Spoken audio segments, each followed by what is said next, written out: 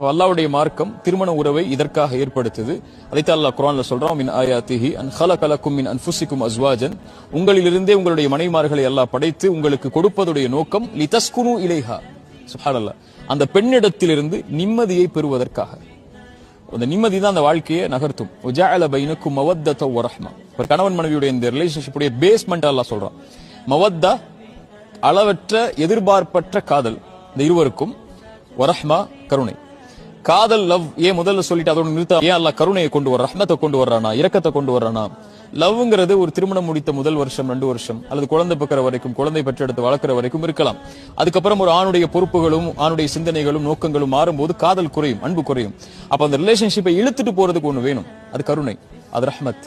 ஏன்னா அந்த பெண்ணுடைய அர்ப்பணிப்பை அவன் பார்ப்பான், அந்த பெண்ணோட குழந்தை பெற்றெடுப்பதற்காக படக்கூடிய சிரமத்தை பார்ப்பான், அந்த பெண் பட்ட தியாகங்களை பார்ப்பான், அந்த பெண் எல்லாவற்றையும் துறந்து தனக்காக வாழக்கூடிய வாழ்க்கையை பார்ப்பான்.